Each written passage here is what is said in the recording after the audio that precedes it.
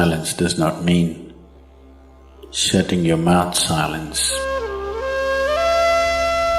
What is being referred to as silence or nishabd? One cannot do this. One can become this. See if you can articulate the same things that you're saying with half the number of words. Suddenly you will become extremely conscious of everything.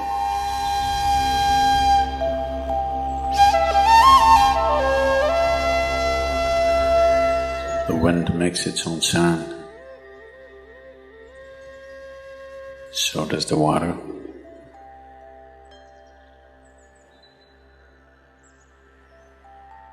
So does the earth. In fact, so does the sky. All the celestial objects are making their own sounds. There are sounds of pain, sounds of pleasure, sounds of misery, sounds of joy. For everything there is a sound. With human life, it's very true. Sounds of life, and there are sounds of death, and there are even sounds of silence.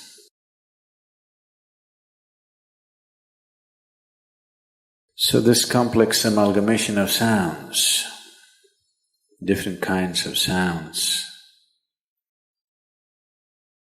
creates different intent, different levels of compulsiveness, different levels of bondage, and different possibilities of entanglement.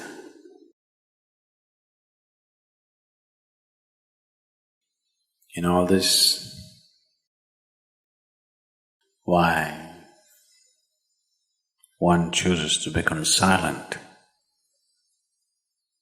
Silence is not a way of denying yourself life. It is not even about denying yourself articulation. Silence is about moving from compulsiveness to consciousness. All sounds represent different forms and different dimensions of compulsiveness.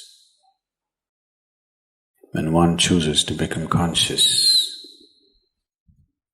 not be entangled in the compulsive nature of the existence, he naturally chooses to become silent.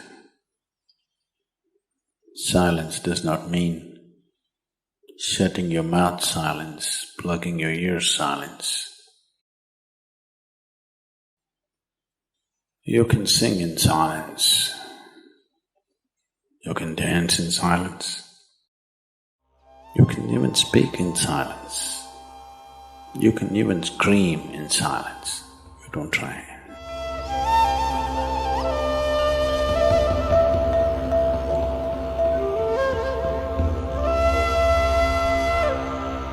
That does not mean when everybody is silent you scream. That is not screaming in silence.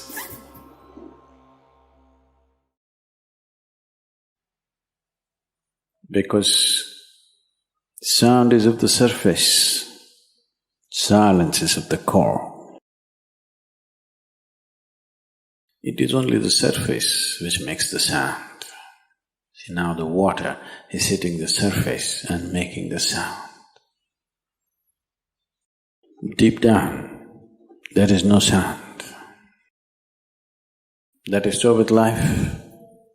On the surface, it is a very complex mesh of sounds,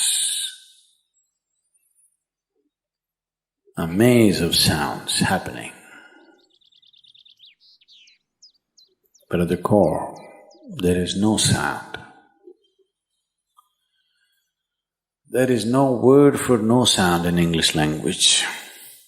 We call it nishabd. That means absence of sound, a total absence of sound.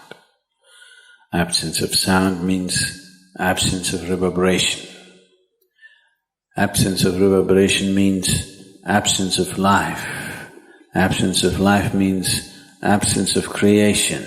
Absence of creation means absence of the Creator too. So a space which is beyond creation and Creator, a dimension which is beyond life and death, that is what is being referred to as silence or nishabd.